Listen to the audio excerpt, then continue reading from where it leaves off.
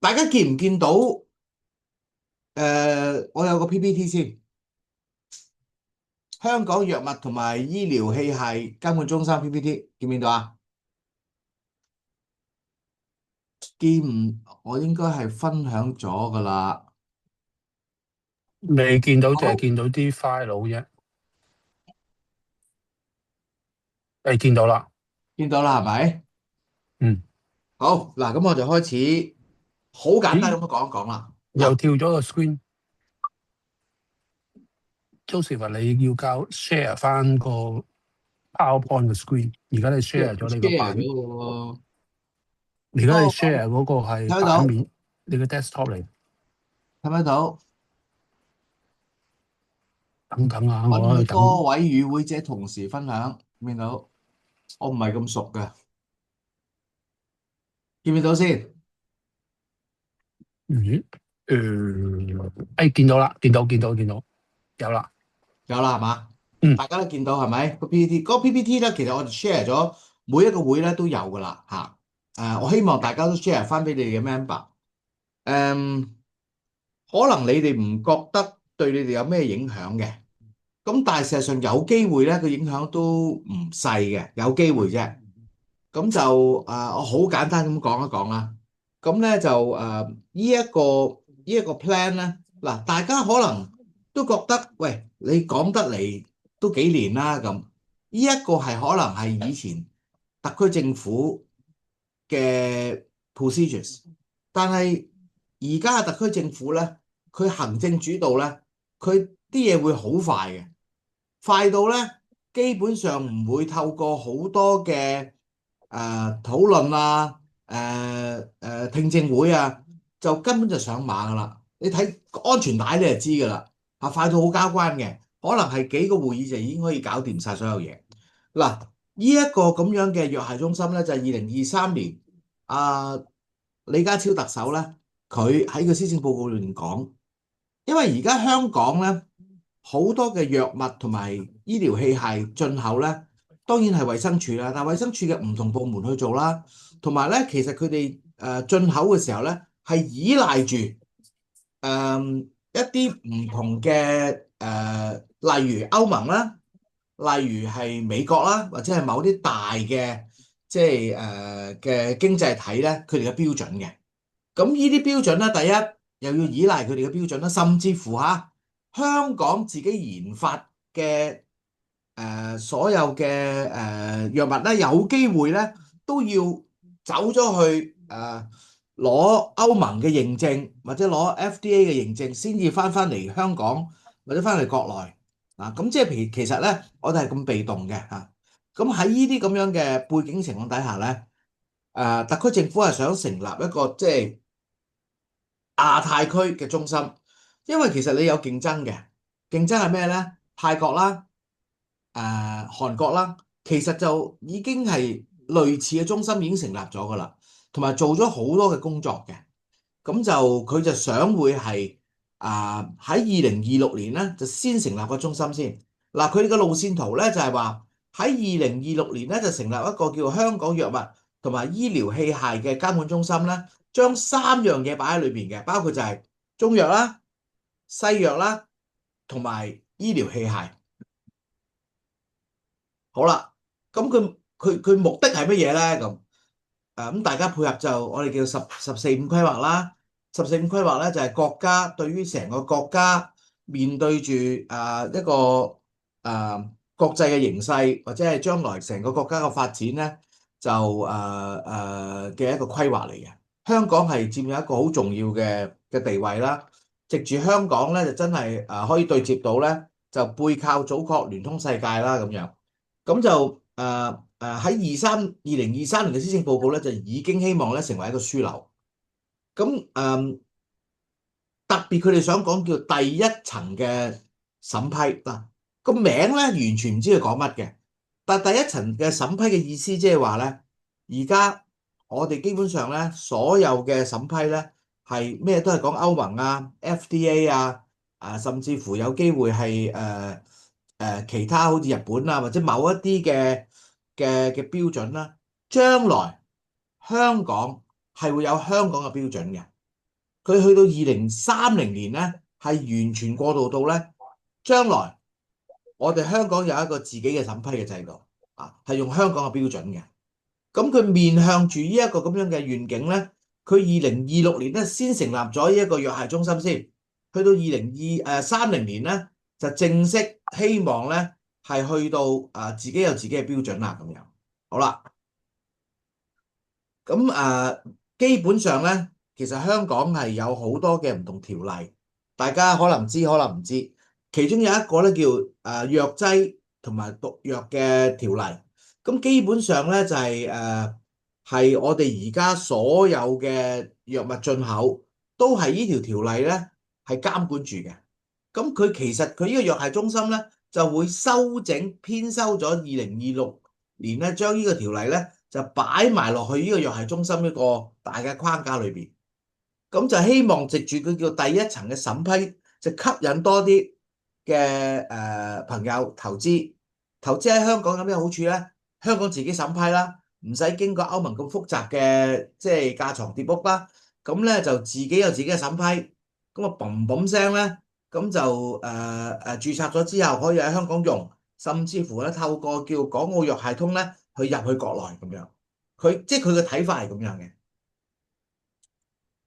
咁就成個路線圖就係話25年就籌備啦，請咗好多人㗎。其實26年 Quarter One 咧 Q1咧就會成立一個小組啦，即係嗰個籌委會啦。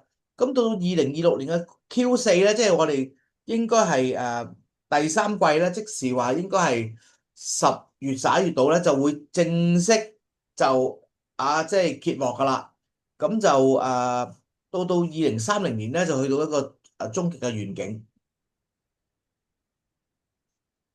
嗱，第一層審批同埋第二層審批頭先講咗啦，咁希望2023年咧就真係有第二層審批啦。咁啊，即是話咧就唔使下下咧都要等歐盟嘅嗰個審批，自己有自己嘅審批啦。包括中藥、西藥，甚至乎醫療儀器。即係如果你譬如話你有啲醫療儀器咧，就自己香港嘅朋友研發咗之後，咁就可以透過呢個審批咧，自己獨立。就可以喺香港上市，甚至乎入國內。咁就大家睇 PPT 啦，我唔講太多啦。咁去到2030年咧，就呢個願景咧就希望成立啦。咁所以咧，佢為咗要配合嗰個時間表路線圖咧，2026年尾咧就會正式會成呢個藥械中心啦。咁樣，咁跟住咧就會同國際接軌啦。咁有一個叫做 ICH 咧。一陣間Doctor Ho 都好簡單咁講講 ICH 係咩嚟㗎？Doctor Ho 係一等等啊，等等，哎呀，你大家好，咁咧就ICH 咧其實係一個國際嘅一個 harmonizer，即係話大家共同用嘅標準，國際共同用嘅標準。咁咧就最主要咧係用喺藥上邊嘅。咁咧例如點樣定義啲藥嘅穩定性啊？點樣定義啲測試嘅方法啊等等，其實都係喺 ICH 嗰度大家即係一個國際會議度定出嚟嘅。咁我諗我簡單包唔講咗呢一個，包儀器啊？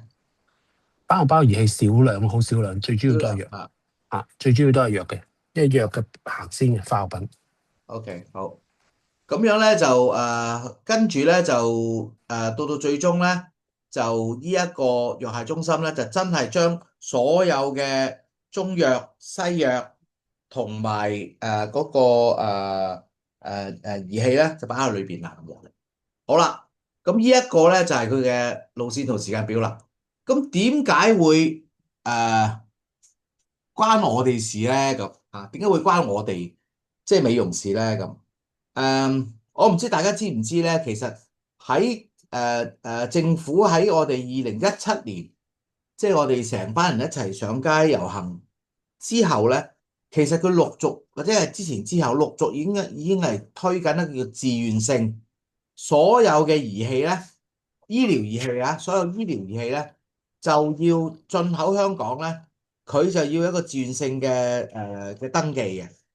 咁但係咧就唔係全部美容喎，即係因為佢淨係醫療儀器啫。咁你哋嗰啲好簡單嗰啲噴霧機呢啲路路嗰啲嘢咧，你拎佢登記佢都唔俾你登記。好坦白講，因為佢主要都係醫療儀器嘅。咁呢度咧就Elsa 可能會俾啲即係參考啦咁。因為我就咁依度目測咧，就好似似乎冇一啲醫療嘅儀器嘅或者係美容儀器嘅入口商，咁已經做咗差唔多好多年㗎啦。不過係自願性。咩叫自願性咧？你做又得，唔做又得。不過大部分咧嗰啲人都做嘅，原因係乜嘢咧？因為你哋去參展咧，即係去姊妹美容也好，即係 Cosmoprof 都好啦，你要俾一啲嘅註冊嗰啲文件俾你啲客睇噶嘛，所以有好多好奇怪咧，係好想註冊成為醫療儀器嘅。值錢啲啊嘛，喂，呢個醫療級嘅儀器喎，即係級別嘅儀器喎，咁樣，即係並唔係話咧，佢哋當政府咧係對大家個規管，反而覺得咧呢一個做法咧，即係定咗一啲等級咁樣。好啦，咁呢一個就係現存嘅做法。不過話明佢係自願性嘅話咧，佢未立法例咧，佢冇附帶任何條件，包括乜嘢人可以用得。所以咧，現階段咧，你註冊咗醫療儀器都好啦，都可以喺一般嘅美容院咧，都可以用得嘅。邊一啲人用咧，佢亦都冇註明邊一啲人用，或者邊一啲人唔用得。好啦，咁呢一個係而家嘅情況啦。咁大家都係驚緊咧，將來佢去到2026年，甚至乎開始嗰條條例，因為佢呢個藥械中心，佢應該2026年咧就會推咧，就連同埋佢嘅法例嘅，所有香港嗰啲部門成立嘅時候咧，係跟埋嗰個法例嘅。個法例係講明呢一個部門佢個權係乜嘢嘅，所以呢條法例咧都會喺2026年尾咧係會推出嘅。我想講咧，香港咧其實有好多唔同類型嘅法例嘅，包括我哋一個講緊嘅QF 咧都係一個叫做學術同埋資歷咧一條條例咧係通過咗之後咧，先至成立咗呢個即係嗰個QF 秘書處一大扎嘢咧，都係呢條條例衍生嘅一啲部門，一定有條條例嘅。咁到2026年尾咧。佢就會通過一條條例。Thank you, thank you。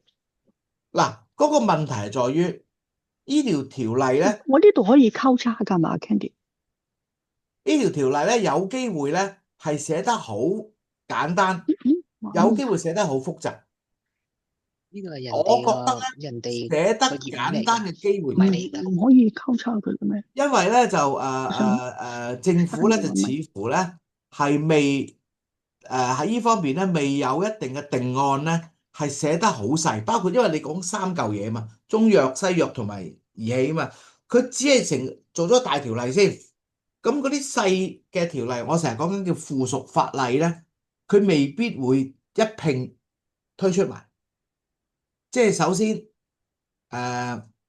整好個寫字樓，嗰啲寫字樓咧劃咗3間房。每一間房裏邊有咩職位，嗰啲職位裏邊啲人做啲咩嘢咧，佢唔會寫得好細嘅。咁但係如果佢唔有一條條例咧，咁呢個寫字樓就根本就冇法子成立。咁所以咧，呢條條例就會2026年就會生效啦咁樣。好啦，呢個背景嚟嘅。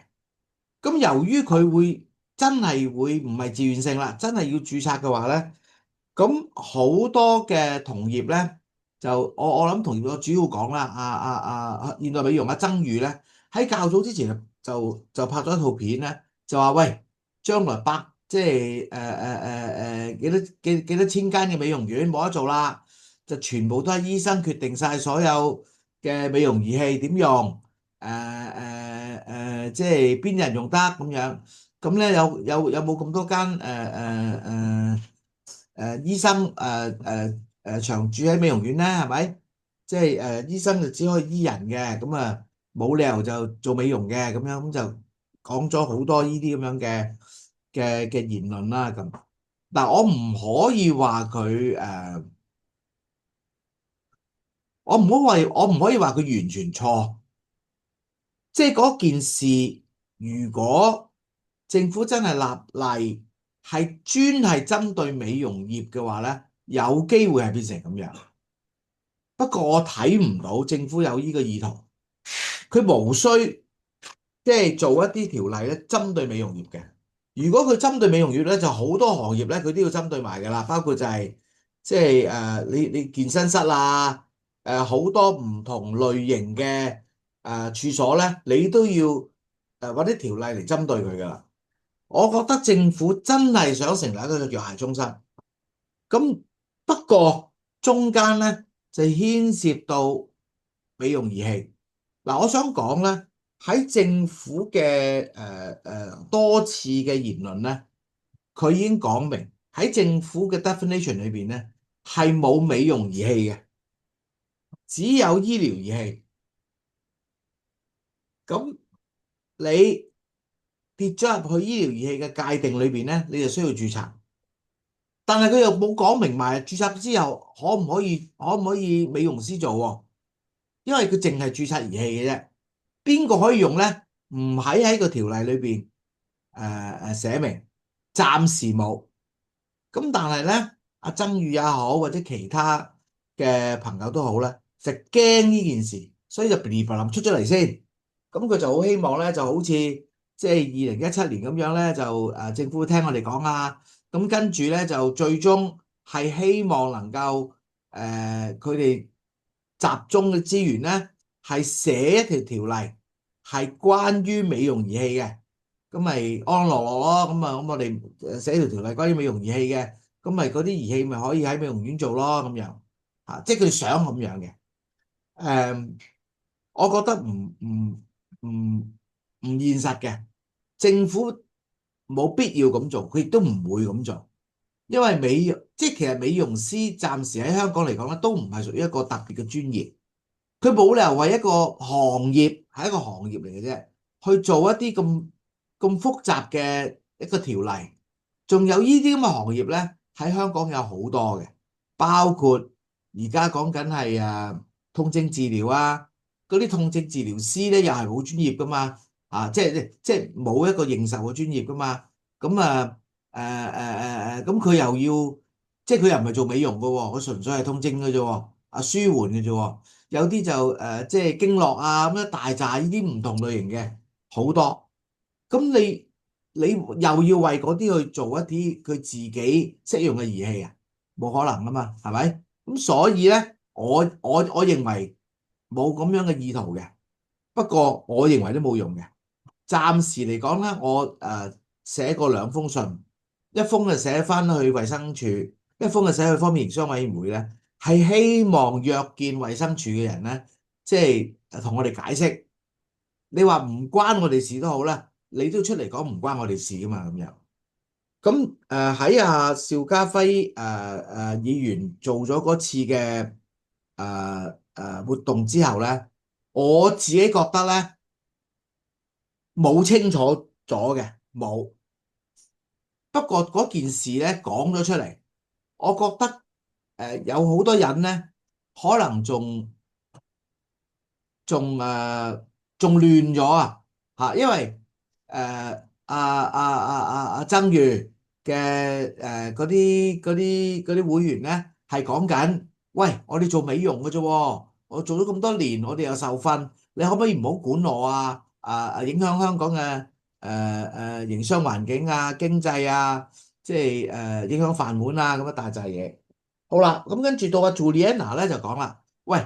我話已經我哋有資歷架構亦都有所謂嘅教材套，關於激光、微針、HIFU。喂，我哋去4級噶咯喎，咁點解我哋受咗訓之後唔可以用啊？咁有一紮咁嘅嘢。咁另外一啲儀器嘅進口商咧，好似阿 Ray 咁樣咧，佢就講得好詳細，就話咧，喂，而家已經登記緊噶咯喎。咁其實我哋再繼續接受登記唔係一件好難嘅事。其實大家都要理性啲去睇呢件事咁樣。咁變咗大家有唔同嘅睇法。咁我哋想講我哋美容師節咧，我哋有5個會啊。咁我就咁目測係咪全部會都喺現場裏邊聽晒佢哋講咧？你哋代表自己嘅會甚至乎我哋美容師節可以有自己嘅立場，即係寫，即係至少我哋理順翻我哋點樣睇件事。咁你哋可以同你哋嘅會員交代。咁我哋自己都有一個立場先啦。如果唔係咧，呢個講下嗰個講下咁樣。咁呢個咧就係今日我要開 Zoom 嘅目的啦。咁樣好啦，喺呢度咧，我想講講咧，so far 呢5個會咧就未曾有任何會咧同我講佢哋想，即係佢哋嘅立場係乜嘢嘅。咁不過咧就朱會長咧，即係導師會朱會長咧就講，即係佢哋嘅秘書長阿 Daniel 咧就喺現場。阿 Daniel 事後咧，佢同佢表示就嗱，因為我唔係好睇得明佢嘅立場係乜嘢。唔好試圖去要求政府為美容儀器定個 definition，因為咧你不特止冇達到呢個目的，可能令到政府咧仲早啲做嘢添。咁我諗大致上嘅意思係咁，大致上意思係咁樣。咁但係我又見到阿 Daniel 喺度嘅，咁喺度咧我就想即係既然我哋 call 得呢個會議啦，咁希望即係唔同嘅會咧，你哋最好就有自己嘅睇法。咁我綜合咗大家嘅睇法咧，我會為美容師節我哋咁多個會咧寫翻一啲我哋嘅睇法同埋立場。就唔使就咁究竟而家你咁多人講嘢，咁你係 for 阿曾宇啊，for 阿 Juliana 啊，定 for 邊一個咧？咁總會有一個大嘅睇法嘅。雖然呢啲睇法基本上冇 conflict，冇 conflict 嘅意思即係話都係希望咧，我哋美容師可以喺而家嘅條件唔變嘅情況底下咧，繼續營運即係基本上都係想咁啫。不過咧就有啲寬鬆，有啲就會緊啲咁樣。咁呢時候咧就大家可以發言啦。咁不如我叫阿 Daniel 喺度啊，阿 Daniel 你方唔方便講嘢㗎？方便講嘢，你講下你嘅睇法啦。係，你可以講嘢㗎啦。OK，好。咁首先咧就係我當日都有去到立法會啦，咁都聽到唔同嘅持份者嘅聲音啦，咁樣。咁其實我聽完之後咧，我會有一個位咧去諗一諗，就係話其實美容儀器嘅定義係咪需要去被訂立嘅咧？如果係被訂立嘅時候，其實會有好多唔同嘅問題會衍生出嚟嘅。例如就係我哋定義咗嘅時候，究竟有冇一啲嘢係我哋用得或者唔用得？其實好闊啊，因為美容儀器呢一樣嘢係啦，由我哋可能係個高能量嘅儀器，去到我哋低能量嘅儀器，我哋都如果要被訂立嘅時候，呢樣嘢會被我哋限制我哋嘅發展。呢個第一樣嘢啦。第二樣嘢就係我哋頭先阿 Joseph 都講到啦，就係話依家其實係講緊一個自願性醫療儀器登記啊嘛。而佢 under 落去嘅一個最重要嘅 point 就係話冇指明操作人士類別啊嘛。咁如果我哋喺日後呢一個中心佢發展完之後，佢都係要去登記醫療儀器去做登記嘅時候，最重要個點佢有冇去被指明操作人士類別？如果冇嘅時候，其實我哋係應該係可以鬆一口氣噶嘛。如果照呢個邏輯去諗，係咪？咁所以我嘅睇法就係話，如果係要去捉緊個 point 嘅話，就係話我哋要留意一下，我哋呢個醫療儀器如果係被登記嘅時候，會唔會墮入咗喺包括美容儀器？但係最重點就係有冇指明操作人士類別？如果冇嘅時候，咁應該係安全嘅，因為我哋都唔想美容業去衍生太多唔同嘅問題去出現啊嘛。因為如果我哋去回收太多唔同嘅意見俾政府嘅時候，觸碰咗政府嘅神經的話咧，其實政府有機會會牽涉到喺美容界入邊會有一啲嘅動作會做處理咯。呢個係我嘅睇法嚟嘅，唔該。好啊。咁其他嘅與有幾個與會嘅，Andy 喺與會啦，阿 Ricky 就喺與會嘅。阿 Ricky 有冇自己嘅睇法？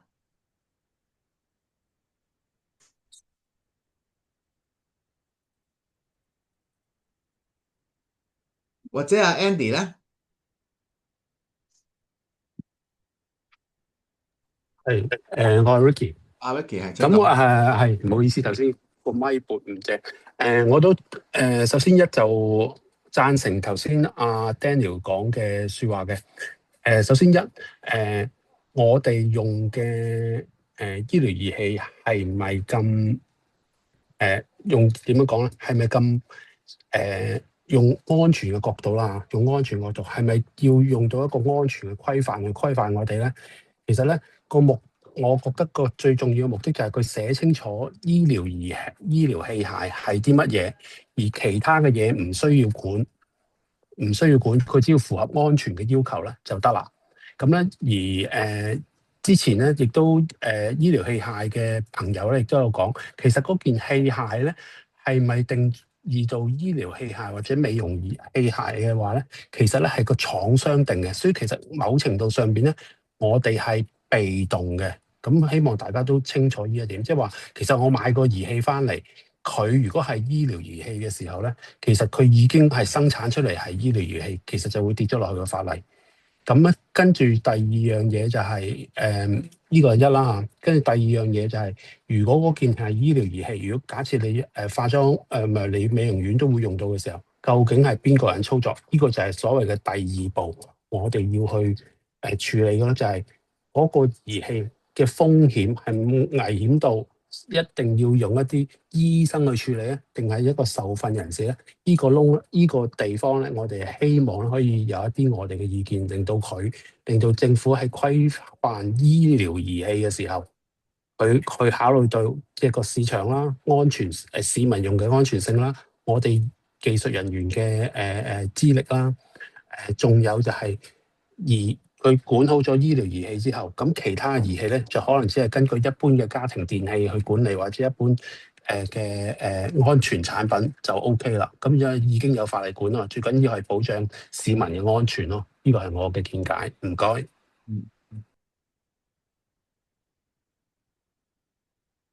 喺度，我想問一問咧，阿 Elsa 會長咧，你有進口一啲儀器嘅，咁你會唔會有你自己啲睇法？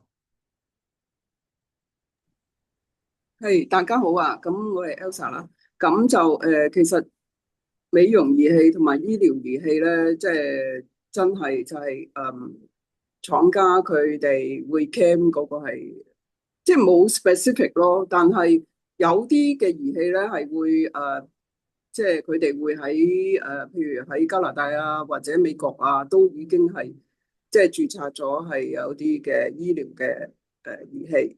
咁咁講真咧，就香港咧，亦都有美容師係中意買醫療儀器嘅。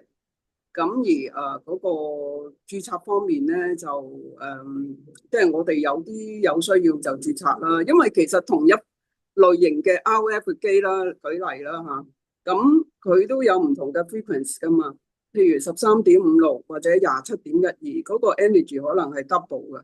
咁變咗咧就double 嗰啲即係強啲嘅，咁一般嚟講咧都會被認為係即係醫療儀器咯，即係醫生用。咁而美容師用嗰啲咧，基本上係即係比較低能量嘅，即係好似架車咁樣，你係個跑車啊，定個法拉利啊，定係個 Honda 仔咁樣1500cc 咁嘅啫。咁所以其實係都可以行得，即係都可以做得。但係佢個速度快唔快咧？或者即係嗰個控制嗰個人咧，係咪真係咁skillful 咧？咁呢一樣嘢咧係值得係要，所以就係要培訓咯。咁另外一點咧，我就想講一講嘅即係譬如有啲人就覺得淨係 QF 先至可以話係操作者啦。咁我係唔贊成㗎。咁而好多 QF 嘅嘢咧，我睇過啲內容咧，其實都可能係來自於iTech 啊、CTech 啊，即係一部分呢樣，一部分嗰樣啊咁樣。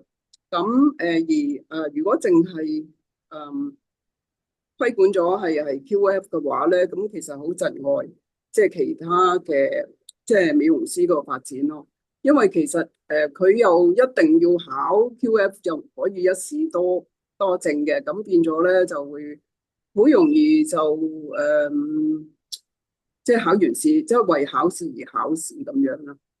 咁亦都係窒礙咗行業嗰個發展嘅，因為你知道時間都好緊要噶嘛，係嘛？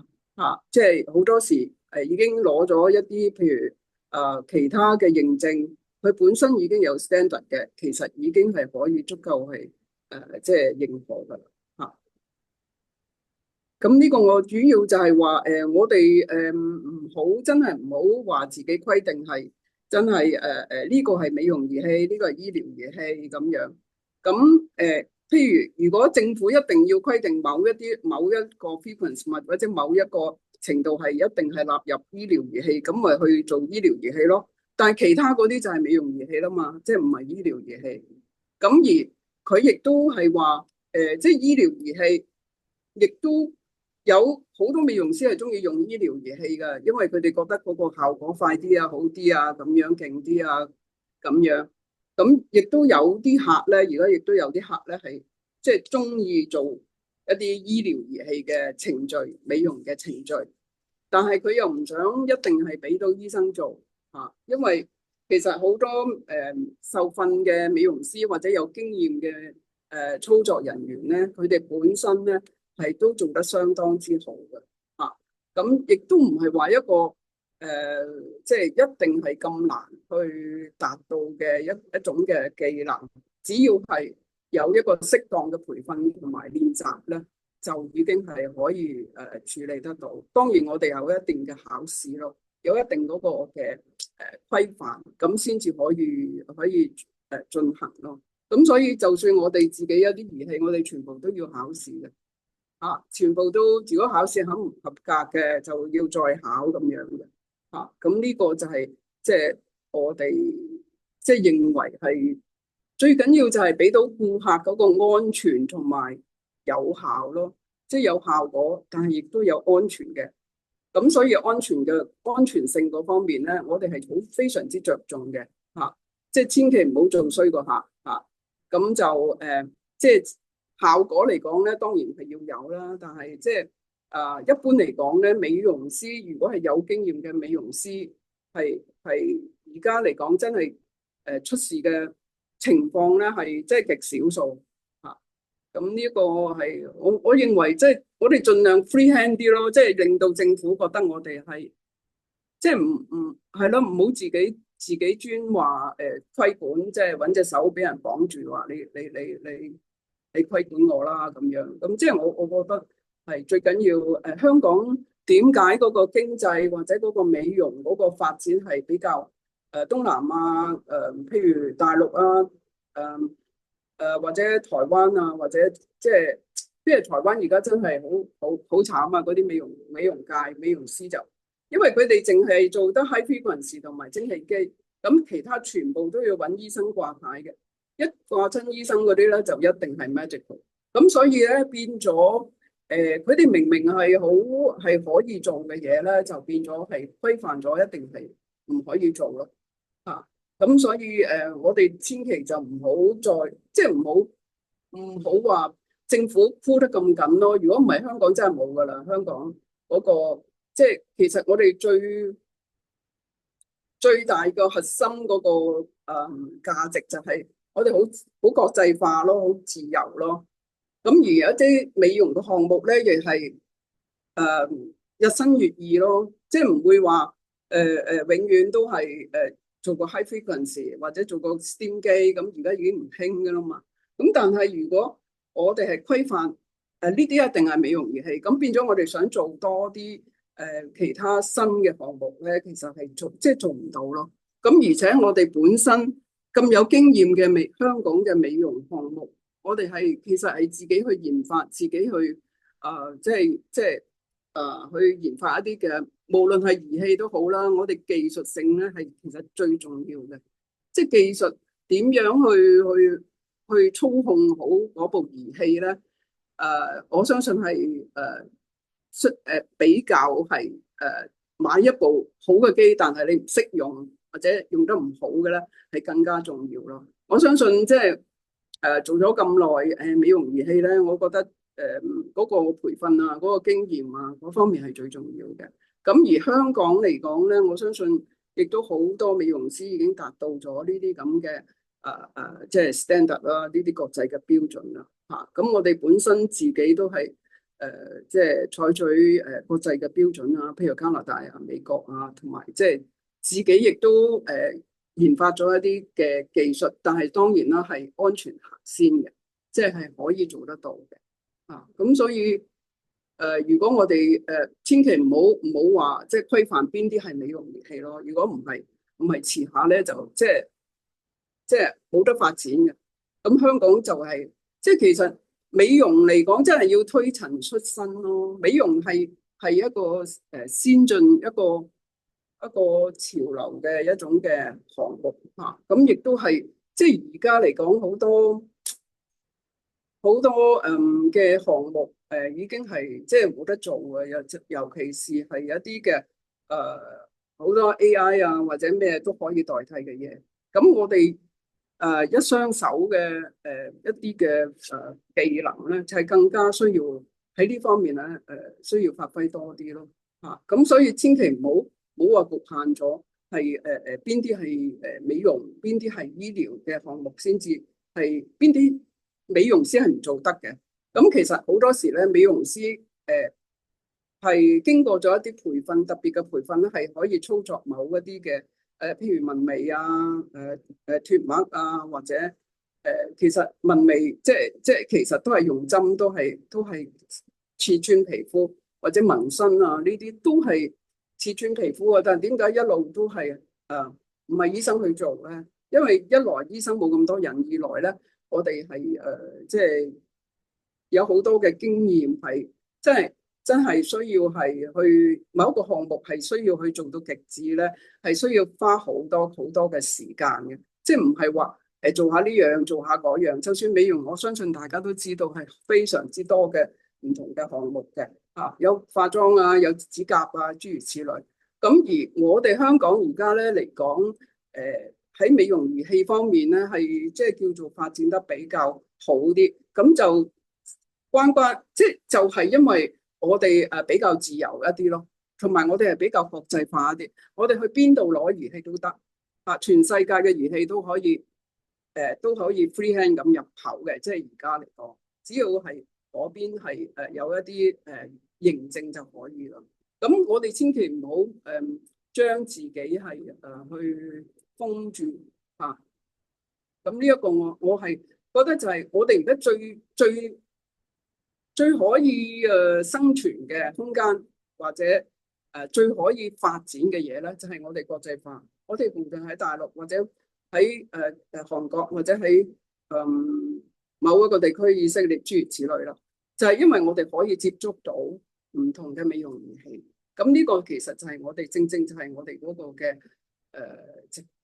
即係我哋嘅優點啊！我哋千祈唔可以冇咗呢個優點啊！如果冇咗呢個優點咧，其實香港死緊㗎啦即係喺美容方面咯因為我見到因為我好多啲台灣啲學生，即係明明佢哋係想做即係啲美容儀器，但係因為佢哋個管得好嚴，所以好多都係即係卻步咁其實就一啲嘅美容嘅處理嘅方法咧，其實係好安全，非常之安全嘅。咁但係就係因為窒礙咗咯，咁變咗而家美容你知道台灣而家個經濟都好差，就係因為好多嘢都係唔準做或者即係唔可以入口甚至乎咁變咗我哋唔想香港變成咁樣咯其實即係國家十四五規劃或者15規劃都好啦，香港係需要訂立咗一個好嘅一個標準，或者係一個好嘅一個有特色嘅一個地區咯。所以我哋千祈真係千祈唔好管得太嚴，太嚴真係唔掂啊！咁就正就係因為我哋本身係好即係講嚟講去，我哋有自由。而香港我哋嗰個嘅文化都係好守信用同埋即係好discipline 咯，即係好有規律，自己好自律咁樣去做一啲嘅項目。咁所以呢個就正正我哋嘅優點，我哋唔會亂嚟，我哋唔會話即係為咗一啲嘅收入或者利益即係抹殺咗我哋要做嘅嘢咯。我哋一定係好小心咁去做嚇。咁所以其實就我哋真係驚嘅。如果係規管到即係美容，即係好多儀器都係變咗即係醫生先至做到啦。咁係真係驚嘅。咁呢個亦都係我相信亦都會影響到香港嘅經濟好犀利咯嚇。即係唔會話即係我覺得就係美容行業就係政府俾我哋多啲自由，多啲嘅空間去處理去做。咁就係因為我哋都要信自己咯，即係我哋香港嘅專業嘅美容嘅從業員咧，或者代理商咧，都係好自律同埋好有安全嘅意識，同埋好有規範嘅嚇。咁主要係咁多嚇嚇，睇下大家有冇咩意見？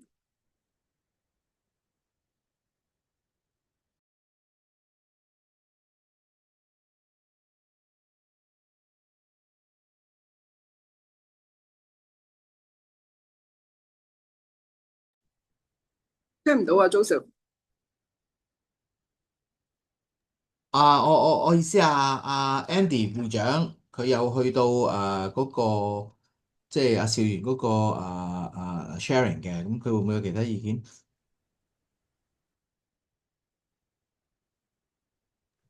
嗱，我係 Andy，我係係 Andy。你大家唔講。好意思喺條街度，所以咧就可能有啲聲音騷擾啊，唔知會唔會有聲音騷擾到咧？你講啊，你講啊，係係咁樣嘅，即係話我有參加過呢個即係同阿邵家輝會面呢個會議嘅。咁本身咧吸收咗大家唔同嘅意見啦，咁但係我自己個人咧都會有一種即係總結啊，有個睇法嘅。咁我亦都係同阿 Elsa 會長咧，佢呢個意向咧嗰個方向嘅諗法咧係即係不謀而合嘅。咁其實我哋自己本身咧美容師咧係受過一定嘅專業嘅培訓啦。咁佢哋考試咧係有電學呢一個科目去考嘅。咁如果即係話去到資歷架構有啲課程嗰方面嘅提出咧，咁就 Juliana 做咗好多工作。咁其實咧，我哋學習個儀器咧都係好專業啊，好謹慎。咁同埋美容師除咗呢個電學，佢哋有了解到清楚嘅時候先使用儀器之外咧，咁學嗰個培訓裏邊咧，亦都會包含一啲咩內容咧？就係皮膚衞生，即係各樣嘢方方面面。咁其實我哋美容治療即係美容師有分叫初級美容師啦，有分幾級啦。咁去到咧有一個等級喺外國嚟講咧，嗰個標準咧叫美容治療師。咁佢因為係學習埋嗰啲人體解剖啊、生理啊，所有啲係新嘅即係嘅系統，佢了解得清楚嘅時間咧，咁所以喺操控儀器嗰方面咧，就會有個自然嘅安全感同埋嗰個意識。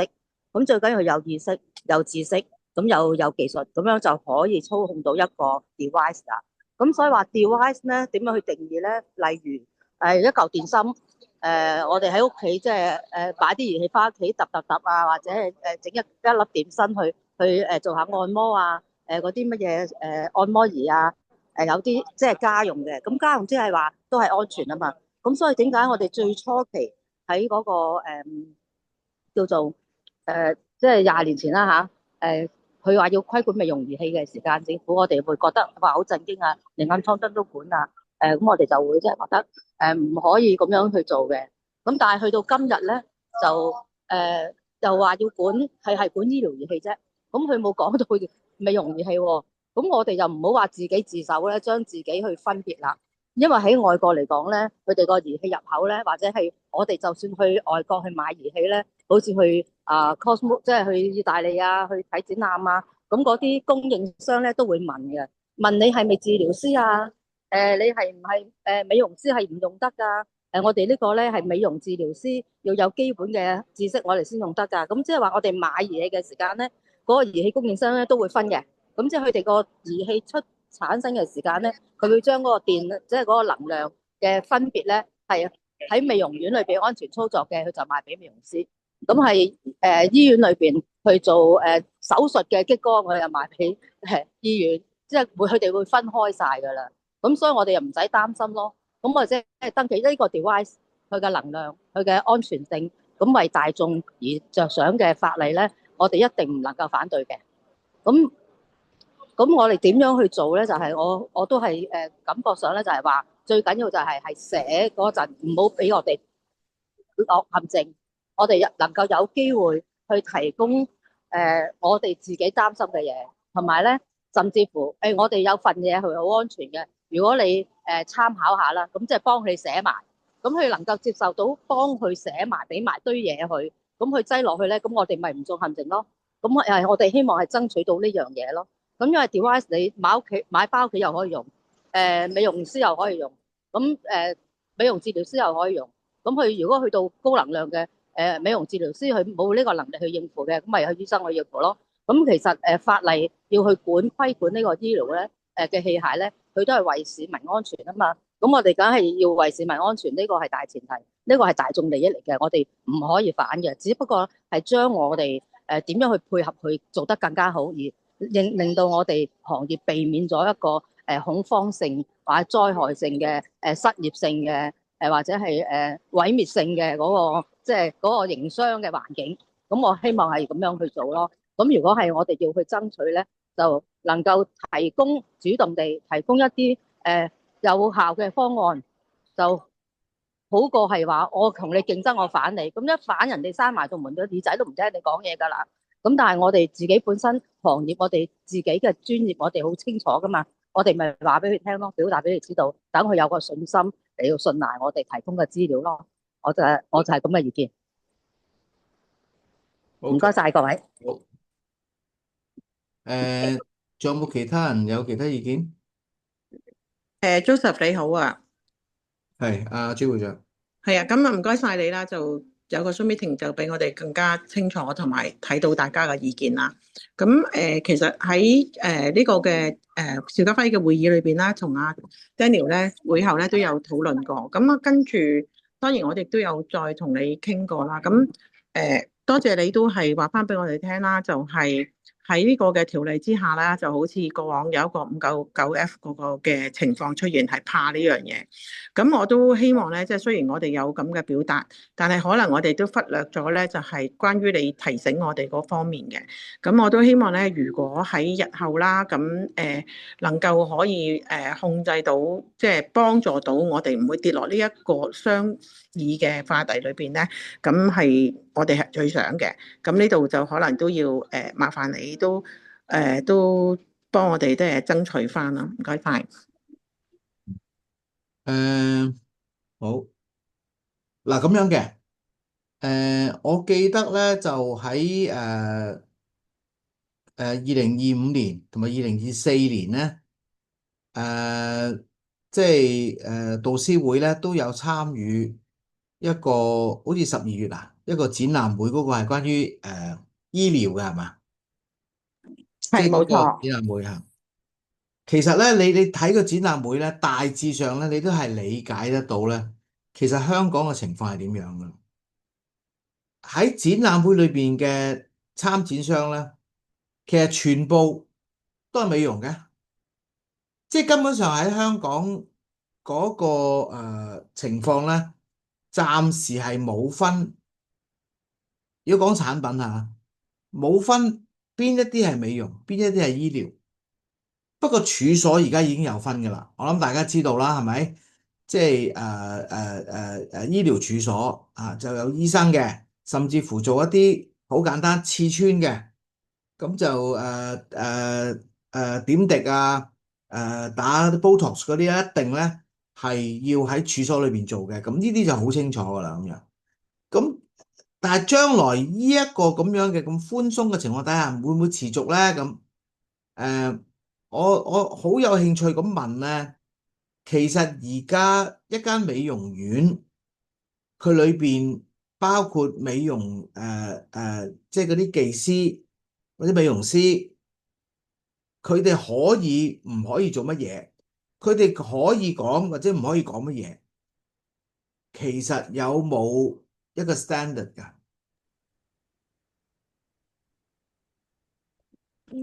即係會唔我諗除咗係做注射嗰方面係我哋大認知係唔可以做，其他都好少講到話係一定可唔可以做，除咗係真係開刀啊，同埋做注射嗰方面咯。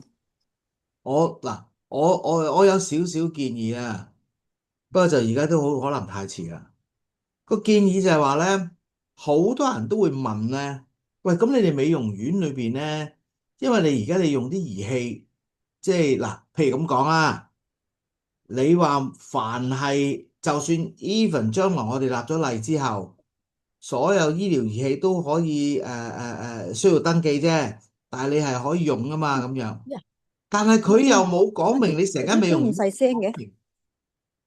點解咁細聲點樣嘅？用法，整翻大聲啲，我開到最大噶咯喎。需唔需要即係嗰個美容師點解唔佢做之前，佢同個客會講啲咩咧？我如果唔緊要，唔好即係好似人哋咁樣識咗。成嚿嘢咧係冇一個 guidelines 嘅，暫時嚇。等佢翻嚟，即係就算佢俾你做都好啦，都冇 guidelines 嘅，咁就變咗俾人感覺到咧唔係好有信心啊。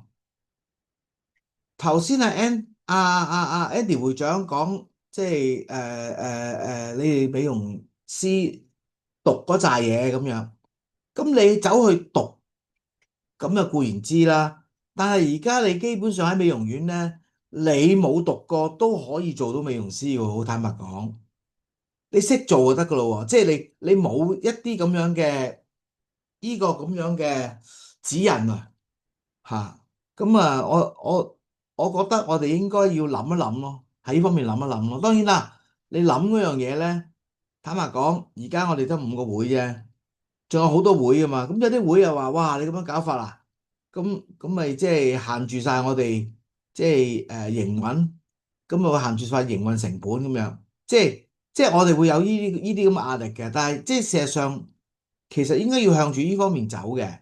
就算人哋冇規定你哋要點做都好，你哋都要有一個即係一個指引啊，包括就係安全指引啦、營商指引啦。即係我哋好多年前我哋做過嗰個美容業嘅嗰個營商守則咧，其實呢一個係暫時嚟講係唯一公認嘅一個指引，但係有冇人用咧，我唔知道啦。咁呢度我就即係我早啲提啦，因為始終你都會有機會有人問到你嘅，即係我俾你做都好啦，你俾我感覺到你會唔會有個框架咧咁？你總唔能夠話喂，我哋受過訓練啦咁。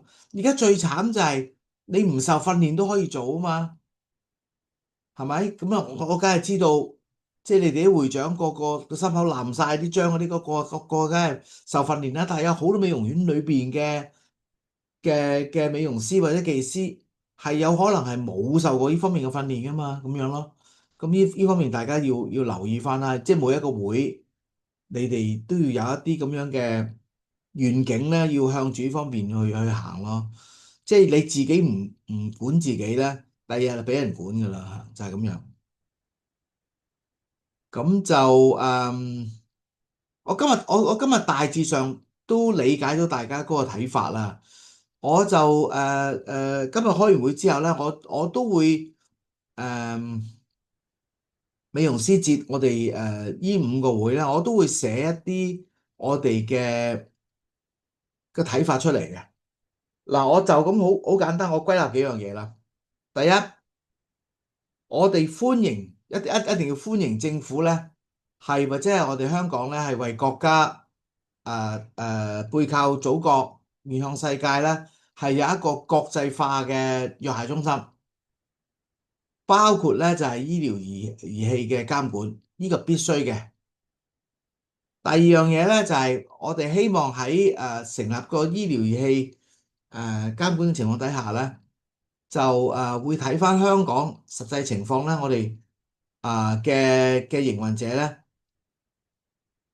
全部都係按照即係我哋市民嘅安全嗰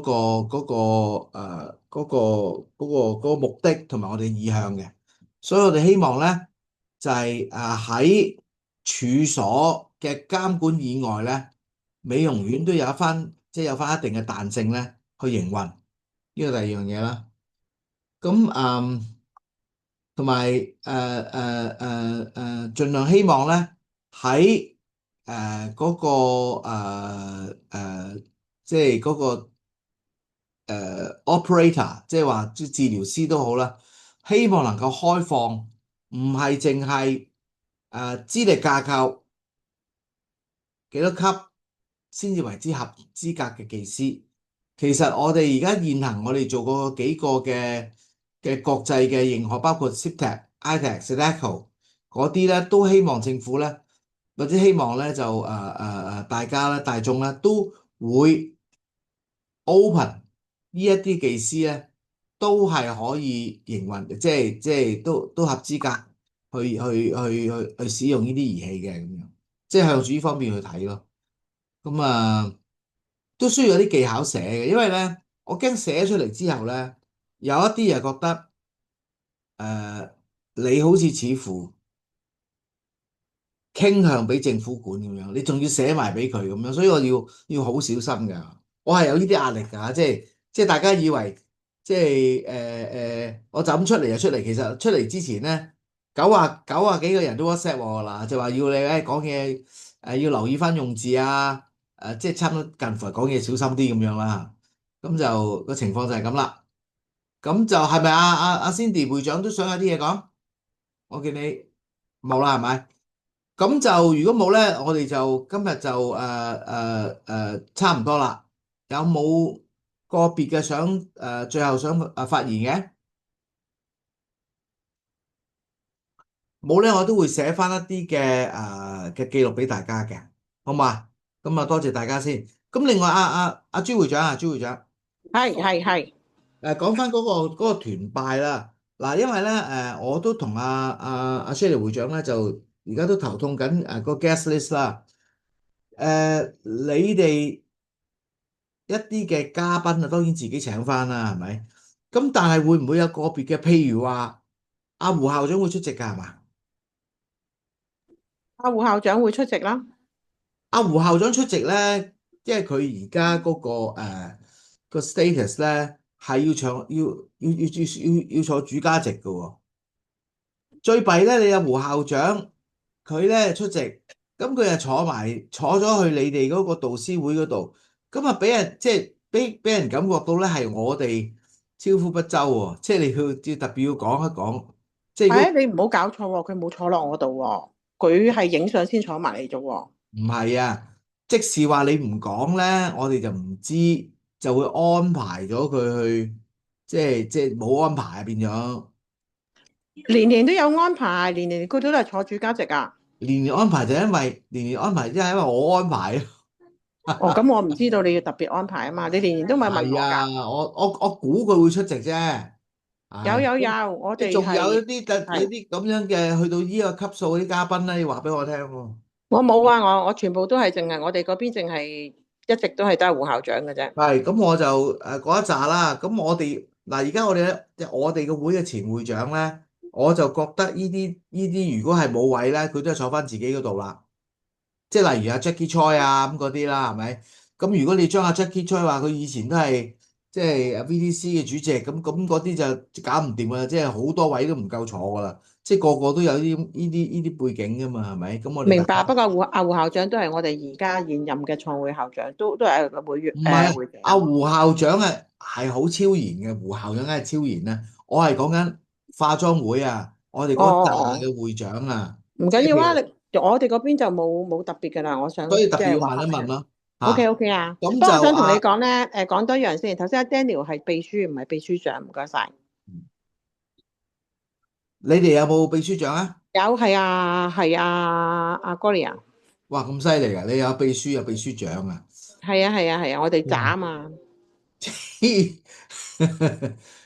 咁多層次嘅真係犀利。冇辦法啦，即係要個個幫手做嘢，要學哦嘢嘛。 ，OK，好，咁就今日完咗之後咧，我諗我哋喺嗰個，因為我哋近啊，就我知道阿陳百里同埋阿邵家輝咧會早嚟嘅，佢差唔多要12點前就走噶啦，所以咧我會寫晒啲嘢俾大家早啲去到同佢影相啊，呢老老嘅嘢，咁我會問清楚佢秘書啲嘢噶啦，好嘛？得唔得？OK。咁就多謝大家啦。咁因為近嗰個過年咧，我真係冇乜太多時間咧做啲好細微嘅嘢。咁總之就係大家有啲細節嘢做得唔好，多多包涵啦。同埋另外一樣嘢咧，就阿 Celia 咧，佢要參加沙田嘅一個活動做司儀咧，所以大會司儀咧，我就請咗阿 Cyrus 咧，就係即係導師會嗰個魔術師咧。就幫手做，即係同我一齊做司儀嘅，好嘛？OK，咁多謝咁多位先。唔該晒，唔該晒，好，好，拜拜。拜拜。拜拜。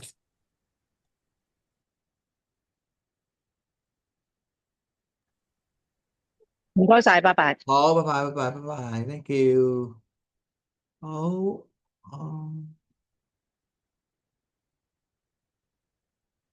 結束會議。